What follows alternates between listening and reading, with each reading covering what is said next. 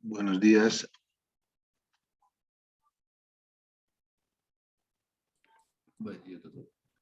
Bien, bueno, el último tema que vamos a ver antes de su examen parcial y que queda pendiente, perdón,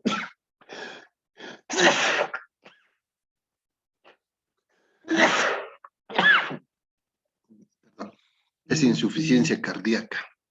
Muy bien. Entonces, al hablar de insuficiencia cardíaca, estamos hablando de un corazón que prácticamente es insuficiente, no tiene todas las capacidades o pierde las capacidades para poder cumplir esa función de bomba. Vemos en esta imagen, en esta diapositiva, en primer lugar, un corazón que está normal, ¿no? Sus cavidades están dentro de parámetros normales, no existe ninguna alteración, pero por XZ motivos, ya sea un paciente hipertenso, un paciente con...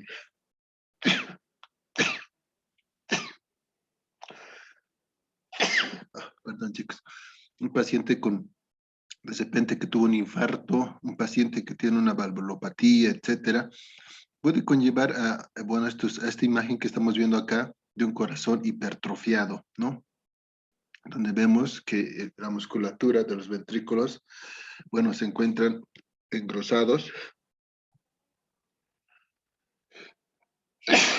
y, perdón, bueno, esto en algún momento puede conllevar a la siguiente imagen donde vemos un corazón dilatado, ¿no?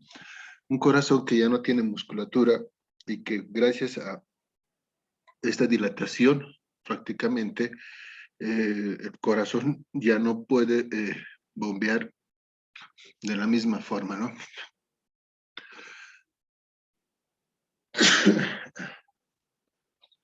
Perdón. Entonces, como les decía, es una situación muy compleja, puesto que cualquier alteración que existe en el corazón va a conllevar a que, lamentablemente, exista una alteración en la función del corazón como tal. Un minuto, chicos, por favor.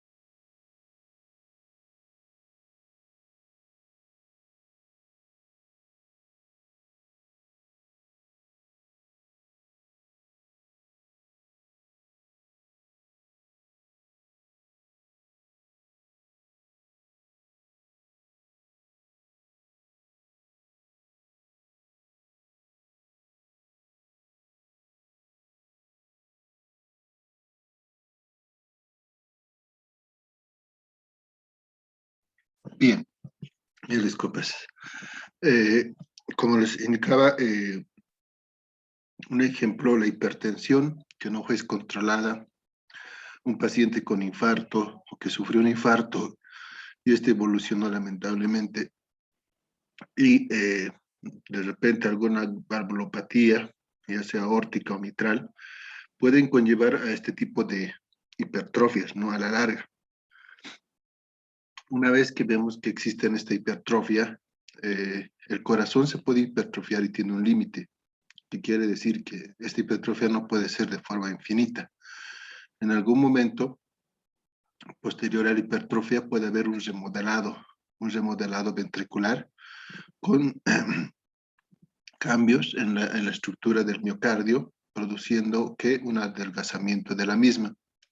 Como vemos, esta imagen es un corazón dilatado, un corazón grande, que no tiene musculatura, y al no tener musculatura es obvio que no se va a poder contraer, y va a haber en ese inicio, bueno, va a ser un inicio para que esa persona empiece a tener cambios, no solamente en el corazón, sino también a nivel orgánico, no multiorgánico. Por lo tanto, nosotros tenemos que tener en cuenta que estos pacientes, lamentablemente, bueno, pues van a necesitar una medicación de por vida para poderlos colaborar, pero no tengo ningún fármaco, ningún medicamento que haga que este corazón de repente vuelva a un estado normal, ¿no? Entonces, corazón que ya está dilatado, corazón que está grande, corazón que va a estar así toda la vida. Entonces, esa es la importancia al tener, bueno, pues una insuficiencia cardíaca. Y es más, ¿no? Siempre comentar algunas definiciones importantes como Braunwald. Braunwald nos dice que la insuficiencia cardíaca es una situación en la cual el corazón ya no tiene esa capacidad de mantener el gasto cardíaco. Si recordamos, el gasto cardíaco es el volumen que se expulsa en un minuto. Por lo tanto, ese volumen que generalmente va entre 4.500 a 5.000 cc por minuto, prácticamente el corazón no lo puede mantener, pierde esa facultad, ¿no? No se puede contraer de la misma forma, tiene dificultades para expulsar ese volumen porque ya no se puede contraer y por ende, como no se va a poder expulsar esa cantidad normal de volumen de sangre, automáticamente va a haber cambios, ¿no? En lo que son los requerimientos, tanto metabólicos como también en el retorno venoso. El retorno venoso sabemos que es muy importante para que nuevamente el corazón se vuelva a llenar y poder expulsar toda esa sangre que regresó hacia las cavidades, en este caso las aurículas, que pasarán a los ventrículos y que se expulsarán por la aorta y la pulmonar. Entonces, esa es una definición de Braunwald, ¿no? Que nos indica esta alteración que puede existir posterior a algún factor que desencadene la hipertrofia y la dilatación de lo que corresponde al corazón. Acá podemos ver dos imágenes muy interesantes. Por un lado, este es un corazón normal, con las cavidades normales, pero acá ya vemos un corazón prácticamente dilatado, con adelgazamiento, en este caso, de las paredes, ante todo, del ventrículo izquierdo, ¿no? Y eso corresponde a una insuficiencia cardíaca. Otra definición que tenemos referente a la Asociación Americana de Cardiología, que nos dice que la insuficiencia cardíaca es nada más que un síndrome, ¿no? Un conjunto de signos y síntomas que es el resultado de un daño tanto a nivel estructural como a nivel funcional de los ventrículos. Por lo tanto, estos ventrículos pierden esa facultad de poder llenarse y poder expulsar la sangre de forma normal.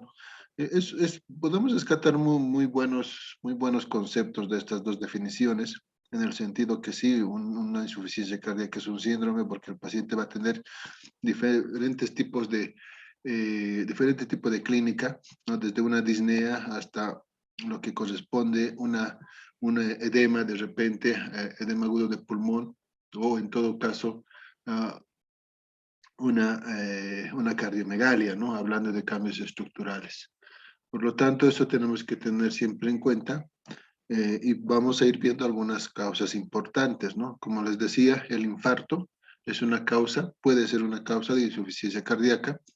Los pacientes mal controlados y, bueno, pues que evolucionan por bastante tiempo con una hipertensión también pueden desencadenar una insuficiencia cardíaca, entre algunos que vamos a mencionar posteriormente. Hoy en día la insuficiencia cardíaca es una alteración muy, bueno, que ha también ganado bastante incidencia.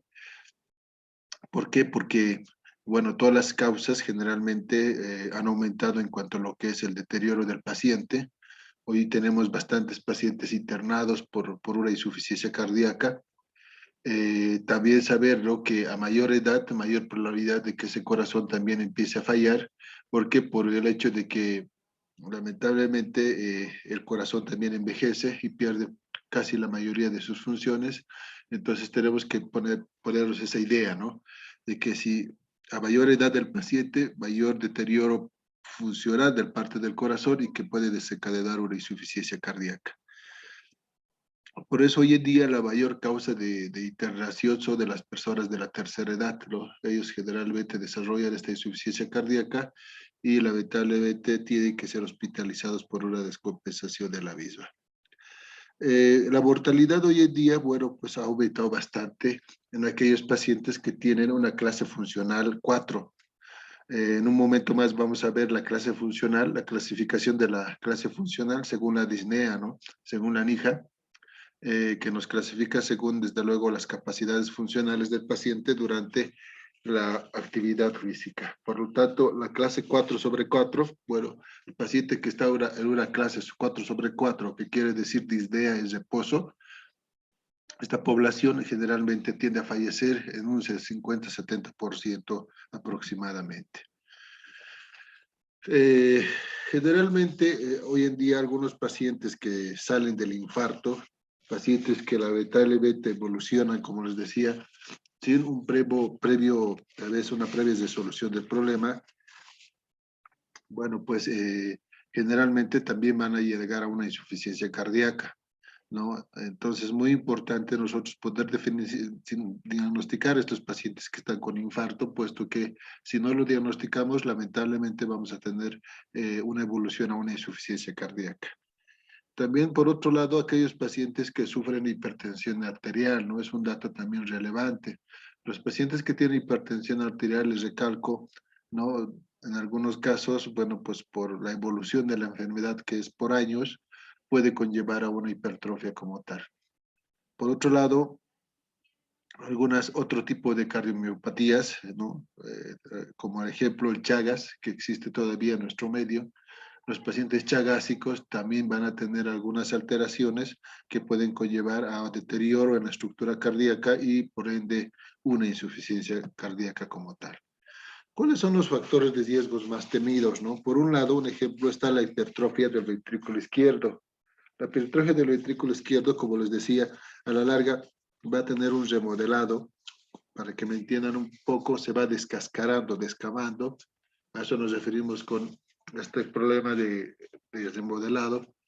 Entonces, una vez que se llega a remodelar, automáticamente se va a producir un adelgazamiento de la pared del ventrículo. Entonces, por ende, tenemos que tener mucho énfasis en aquellos pacientes que diagnosticamos una hipertrofia, ¿no? Aquellos pacientes, bueno, los años, como les indiqué, el envejecimiento también es un factor, la enfermedad coronaria es otro factor, la hipertensión, pacientes diabéticos, la obesidad, el tabaquismo, son varios factores que pueden intervenir y pueden ser, desde luego, causantes a la larga de una insuficiencia cardíaca. Como vemos acá, es un estudio que se ha realizado, no por edad, y se ha visto que, bueno, dentro de los factores de riesgo, el más dominante fue la hipertrofia ventricular izquierda, que se realizó el diagnóstico por método de electrocardiograma, seguida de la hipertensión, la diabetes y al final el tabaquismo. Por último, el colesterol, ¿no? Los niveles elevados de colesterol, una hipercolesterolemia. Entonces, por ende, se ha visto que el tener una hipertrofia ventricular izquierda conlleva a mayor prontitud en la presentación de una insuficiencia cardíaca como tal. La enfermedad coronaria, como les decía, es una situación muy compleja, es una complicación lamentablemente posterior a la evolución de este problema, que es un infarto. Los pacientes con hipertensión también hoy en día han aumentado bastante. Hay paciente hipertenso que llega también a una insuficiencia cardíaca. Eso es variable dependiendo, desde luego, de los cambios estructurales producto de este mal control de la hipertensión. Por eso, bueno, pues siempre yo les digo a los estudiantes, ¿no? Hay que tratar en lo posible de hacer un buen diagnóstico y no inventarse la presión, porque a veces eso puede conllevar a errores por parte del colega que, en cierto sentido, bueno, confía en su formación de ustedes y que, bueno, toman parámetros de referencia que ustedes toman cuando hacen la medición de la presión.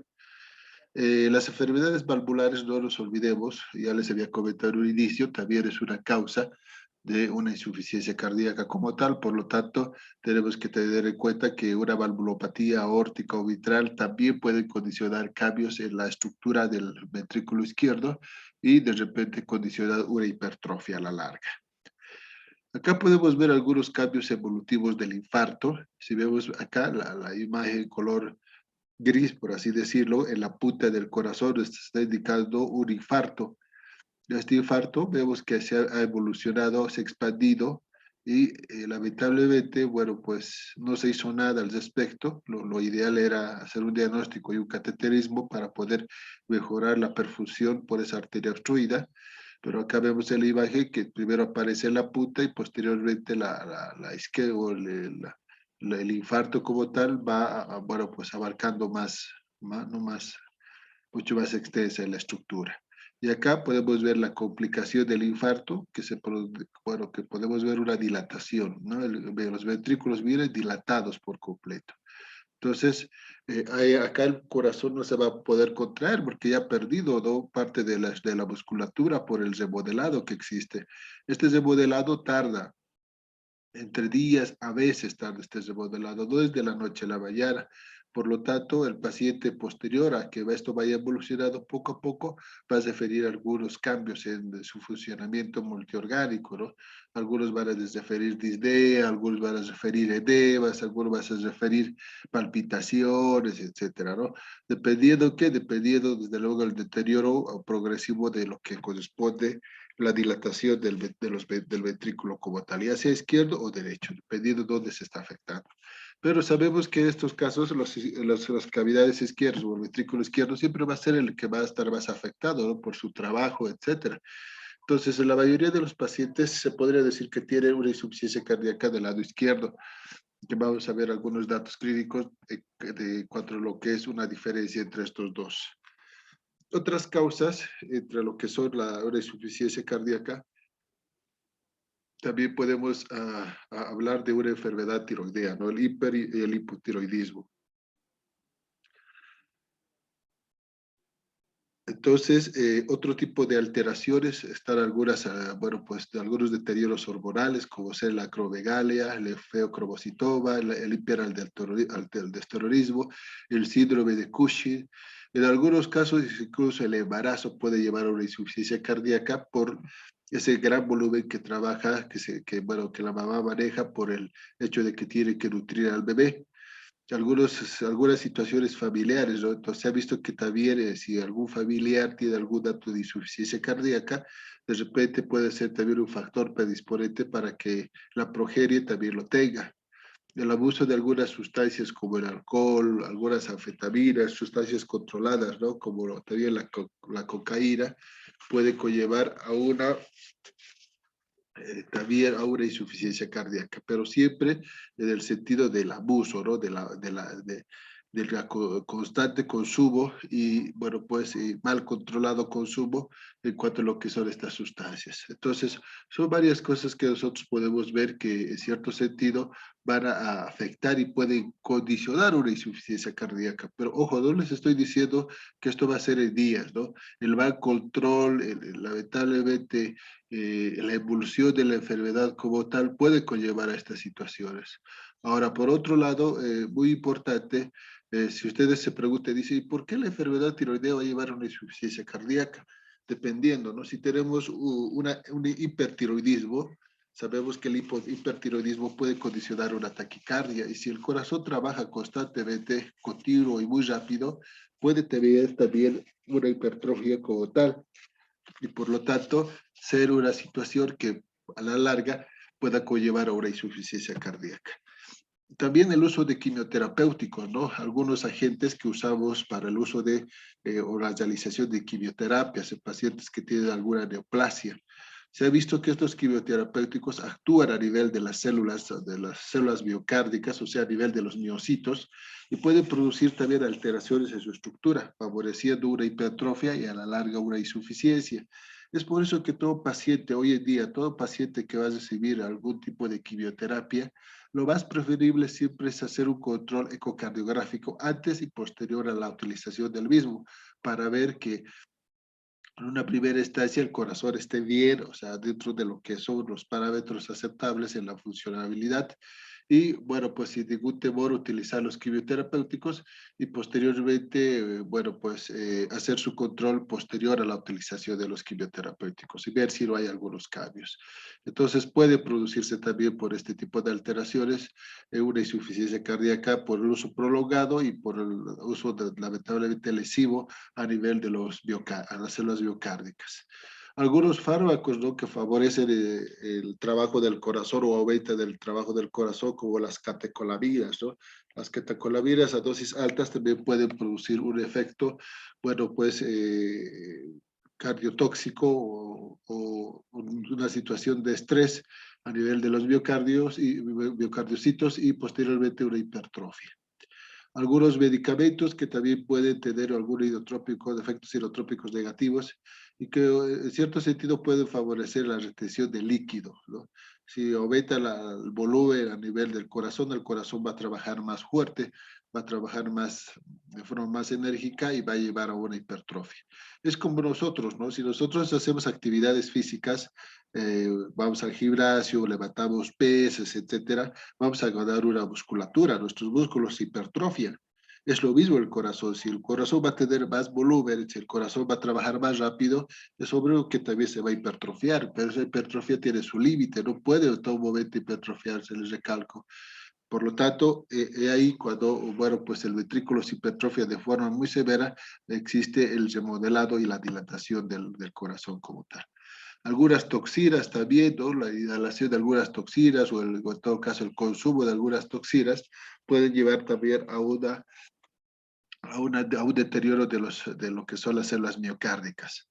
También algunas enfermedades del tejido conectivo, como ser el lupus eritematoso, la esclerodermia, ¿no? También pueden llevar este tipo de alteraciones. Es por eso que siempre un paciente que tiene lupus, que tiene esclerodermia, por ejemplo, tiene que también hacer su control con el cardiólogo para ver si estas enfermedades del tejido conectivo no están afectando al corazón y produciendo una hipertrofia y una dilatación a la larga, ¿no? Entonces, son varias las causas, desde, bueno, pues también trastornos hematológicos, también tenemos algunas alteraciones en cuanto a lo que respecta a la misma estructura del corazón, como ser las valvulopatías, y en cierto sentido, aunque pues el taje mínimo, hay alguna causa idiopática, ¿no? Donde no sabemos de por qué el ventrículo está hipertrofiado, no sabemos de por qué ese corazón ha llegado a la insuficiencia cardíaca.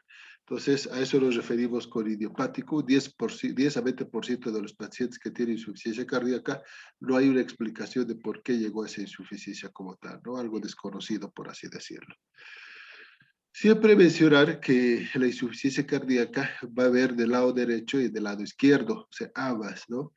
Mucho dependerá qué cambios existen a nivel del ventrículo derecho y qué cambios en el ventrículo izquierdo. Sabemos que el ventrículo derecho se relaciona más con lo que son los pulmones, ¿no? La arteria pulmonar y los pulmones, etcétera. Es un trabajo menos arduo que el lado izquierdo, pero bueno, su alteración también va a corresponder a algún tipo de clínica que es muy diferente al lado izquierdo. Generalmente la insuficiencia cardíaca es retrógrada, que quiere decir que la sangre o el flujo eh, puede tener una situación de regresar hacia las cavidades precedentes por algún tipo de alteración. Un ejemplo, la hipertensión pulmonar, ¿no? Algunos pacientes que tienen hipertensión pulmonar producto de una patología pulmonar, entonces puede condicionar que la sangre que está siendo expulsada por el ventrículo derecho no pueda, ¿no?, pasar a esta estructura que es la arteria pulmonar. Por lo tanto, la sangre tiene esa dificultad, puesto que la presión en la pulmonar se eleva por alguna patología, como les comenté. Es un proceso agudo, es rápido, ¿no? Es de alto gasto. ¿Por qué? Porque se manejan volúmenes en el sentido de que bastante alteración en este flujo que corresponde el retorno venoso hacia las cavidades derechas. Es congestiva, ojo, muy importante, es una diferencia muy relevante dentro de lo que es el manejo de estos pacientes, porque el paciente que tiene una insuficiencia cardíaca derecha se va a caracterizar por edemas, ¿no? Por la congestión, por la falla del retorno venoso, y ante todo es una situación donde existe un compromiso o una alteración de tipo diastólico. ¿A qué me refiero? A que la relajación a nivel ventricular va a ser la más afectada por el retorno venoso como tal. Muy diferente en el lado izquierdo, en la insuficiencia cardíaca izquierda es anterógrada entre todo, no tiene dificultades de que la sangre pase hacia cavidades continuas. Es algo crónico, como les decía, un ejemplo de la hipertensión, ¿no? Si el paciente es hipertenso, un hipertenso mal controlado, sabemos que este paciente a la larga puede desarrollar una hipertrofia y una insuficiencia, pero no es en días, ¿no? Es en meses. Es de bajo gasto porque generalmente no se manejan muchos volúmenes a comparación de la insuficiencia cardíaca izquierda, derecha, perdón. Por eso, como hay bajo gasto, no puede haber congestión, ¿ah? A diferencia del derecho. En el derecho sí es pues congestiva porque en sí el retorno venoso se relaciona con las cavidades derechas. Entonces ahí tenemos desde luego el alto flujo y el hecho de que si existe una insuficiencia cardíaca se va a caracterizar por ser congestiva. Pero en el lado izquierdo no, el lado izquierdo es muy diferente puesto que este trabaja con la sangre proveniente de los pulmones y sangre oxigenada, por lo tanto no se maneja mucho flujo. Y es sistólica puesto que en la mayoría de los casos va a estar afectado, ¿no? Lo que corresponde la contracción ventricular con la posterior expulsión de la sangre hacia lo que son las otras cavidades, como ser la aorta, hablando del lado izquierdo. Entonces, también comentarles, ¿no? Que algunas cardiopatías congénitas pueden conllevar a una insuficiencia cardíaca. Tal es el caso y el ejemplo que vemos en la diapositiva de una transposición de grandes vasos. La transposición de grandes vasos quiere decir que la aorta nace del ventrículo derecho y la pulmonar nace del ventrículo izquierdo. O sea, estas dos arterias nacen de ventrículos donde no es lo correcto, ¿no?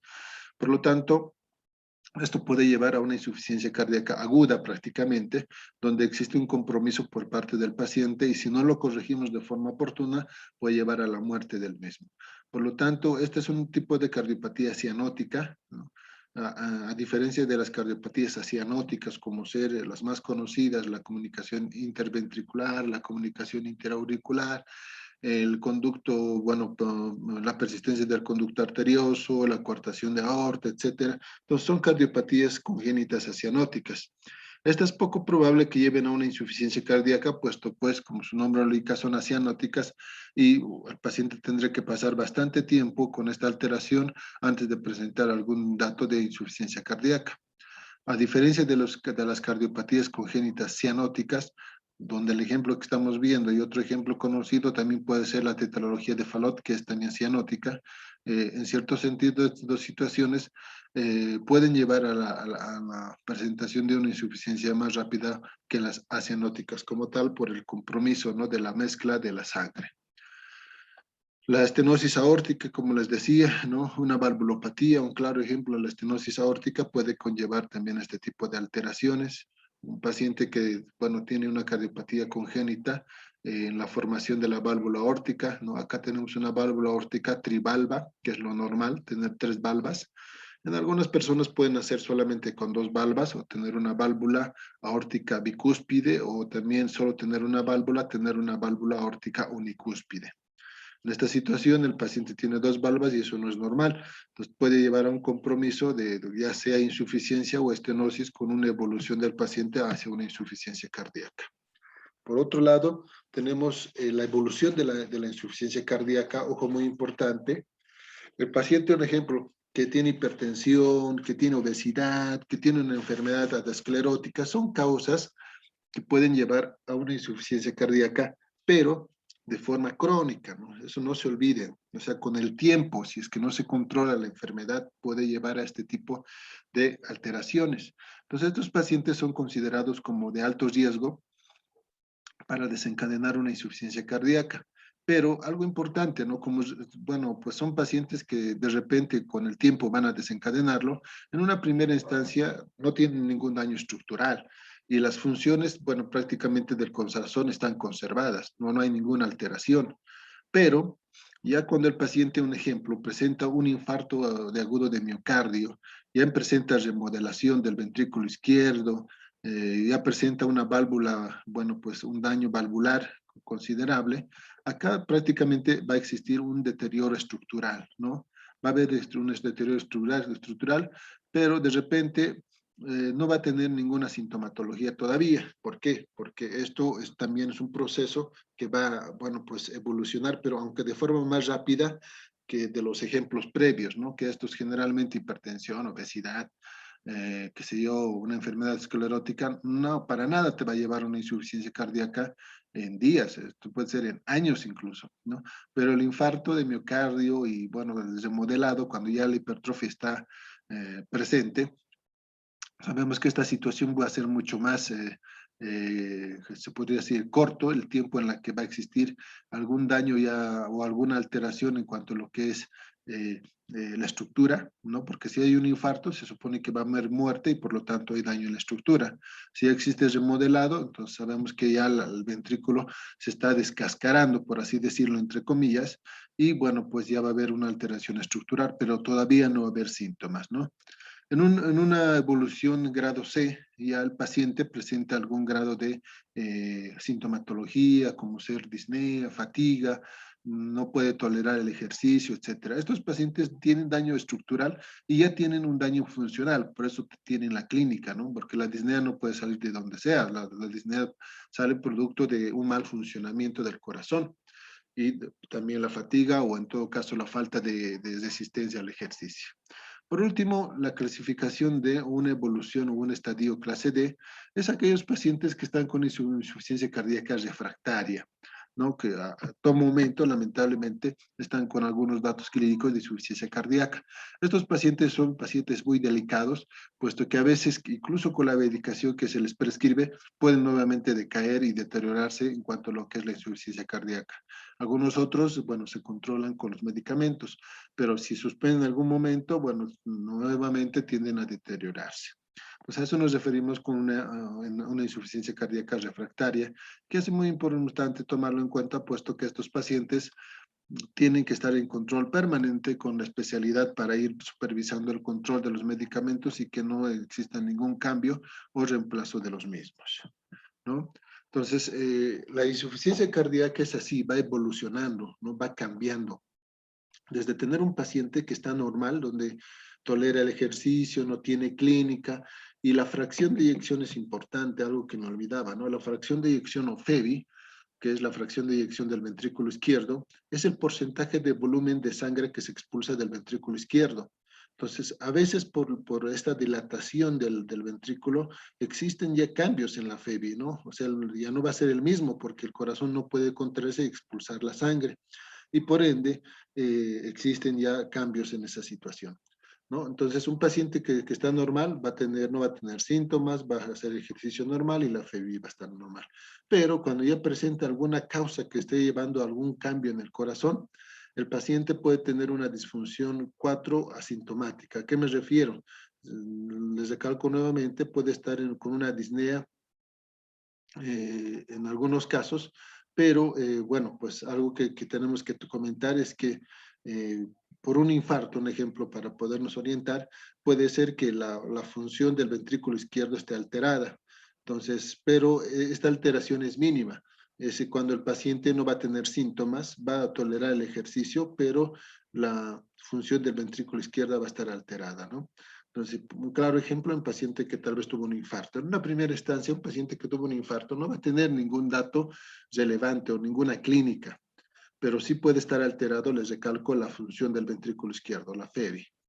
Una vez que este paciente va evolucionando, puede llegar a una insuficiencia cardíaca compensada, donde el corazón trata de compensar este deterioro. No va a tener síntomas el paciente, pero sí va a tener intolerancia al ejercicio. Y la FEBI, por ende, va a estar desde luego alterada.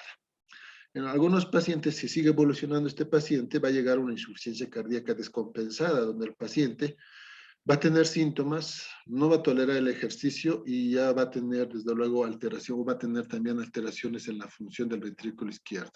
Entonces, podemos ver acá que el paciente, bueno, este tipo de pacientes siempre van a venir a la consulta, puesto que la falta de poder tolerar el ejercicio y los síntomas que se presentan van a hacer que acudan a la consulta. Nosotros tenemos que estos pacientes compensarlos. Si bien con los medicamentos disminuimos los síntomas, pero no podemos mejorar la tolerancia al ejercicio porque estamos hablando de un corazón que está insuficiente. Entonces, por ende, algunos pacientes vienen a la consulta y nos dicen, doctor, me siento cansado y quieren que nosotros prácticamente le quitemos ese cansancio, pero no podemos. ¿Por qué? Porque el corazón está alterado. Entonces, en cierto sentido, mejoramos la sintomatología, pero esa disnea que nos puede referir en su momento no le podemos quitar porque es algo que va a estar presente siempre.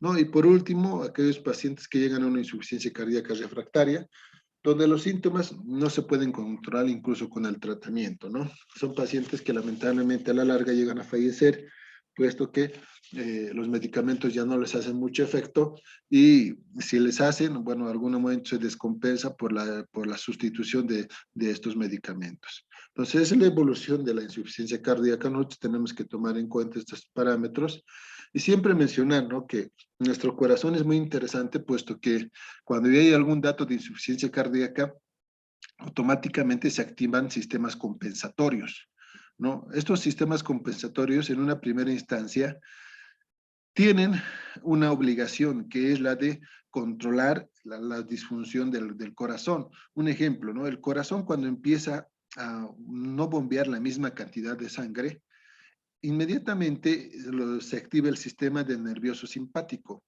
Y al activarse el sistema nervioso simpático, este va a hacer que el corazón empiece a trabajar más rápido, porque esa es la idea, ¿no? Si el corazón no puede bombear la misma porcentaje de sangre, entonces haré que trabaje más rápido y así va a poder bombear más cantidad de sangre. Les recalco, eso es algo compensatorio en una primera instancia, pero a la larga, estos sistemas compensatorios más bien nos producen un deterioro, porque si yo hago trabajar más a un corazón que está cansado, es obvio que a la larga se va a cansar más y voy a llevar un deterioro mayor. Es como decirles a ustedes,